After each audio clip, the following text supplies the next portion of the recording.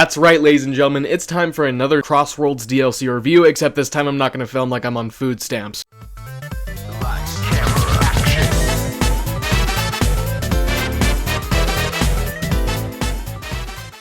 But before we get into that though, make sure to like and subscribe, because we're trying 4,000 subscribers whenever we do that, and the likes are help me on the algorithm. Also, I live stream every Saturday at 11 AM PST and 2 PM EST. Please come check it out, we always have so much fun. Also, thank you so much for the support on the recent video, how many subscribers I gained, the views, the watch time, all of that. It was really nice. I can't believe I'm finally saying this, but we are less than 150 subscribers away from 4,000, which is crazy. Hopefully we can do it before the end of the year too. Maybe I just gotta kick out a bunch of shorts. I think the next one I'll talk about is the Sonic X DC new characters and stuff like that. But anyway, you're not here for that spiel, you're here for my review on SpongeBob, Patrick, Bikini Bottom, the Krusty Krab car, could not remember what that's called, and Ichiban Kazuga and his car that released earlier this month. Let's talk about Ichiban first. He's fine. His character model looks great. The car looks great. It performs great as well. I actually really like how it handles. The only real big disappointing thing is the fact that they still don't have any voice lines. I've gone on record saying that I don't really care about the voice lines. I just kind of like see it as an extra little thing on top that's kind of cool. But it's so weird because for the DLC characters that you have to pay for in the season pass, that's totally fine. I could definitely see that actually being the case as to why they don't want to put the voice lines in there. But the Sega characters that you own, that you don't have to pay anyone to find some voice lines from previous games from? I don't know, it's just always struck me as weird. I know Miku has hers only because she's a Vocaloid, but I don't know, I still don't see how the Sega characters don't have any voices. Like Tangle and Whisper, sure, I could see, they don't have official voice actors yet. But like, really? Characters with iconic voices, you don't have it? Like, at all? They do that weird sound effect thing, and I think it works just a bit better for him. I don't know why, because Joker's are just like clicks and stuff like that, or like rustling of a belt. That's kind of what his sounded like to me, but these ones, I mean, I prefer voices, but they still sound fine. Something I forgot to mention with the Joker DLC is the fact that each character comes with music, and I don't care. I've never gone out of my way to listen to any of the DLC characters' tracks in the game. Obviously, you can find them on YouTube too, so you don't have to pay like $70 just to find these things.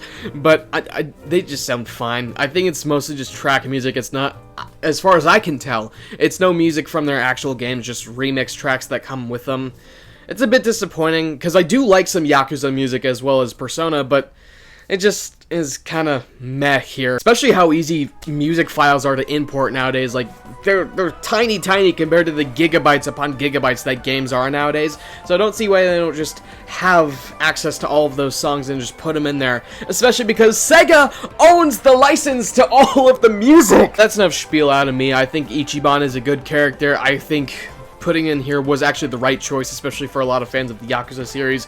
Coming into here, again, it's that whole cross-promotion thing that I mentioned in the first Joker video, so I'm not going to bring it up again.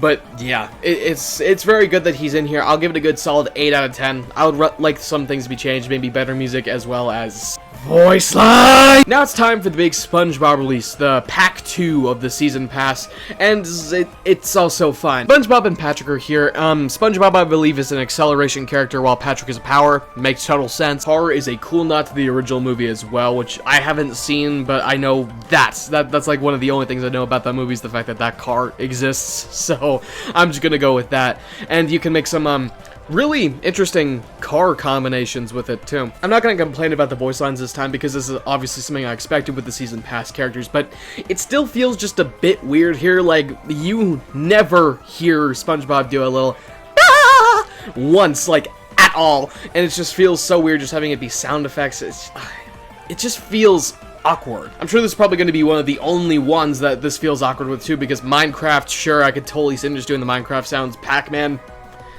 I'm not even sure if he has a voice in the newer games, especially Pac-Man World 2 Repack. Mega Man, I could totally see him not doing voices. I think when you get to the TMNT Avatar, I think that's when it's gonna come back to being weird again. How funny is it that the only characters that are gonna feel like really awkward in the season pass are gonna be the Viacom characters? These guys come with music?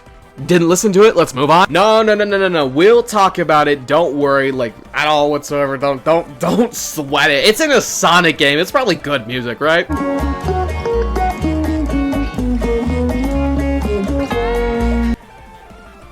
Where'd my eyebrows go? The last big thing for this DLC is Bikini Bottom, and well, we already saw the stage like 5 months in advance. We already saw the first lap back in like June of this year, I believe, and well, it didn't look very good. Graphics-wise, that is. We'll get into the actual quality of the track later. And then we saw a reveal trailer for it a couple weeks later, and, well, it looked alright there.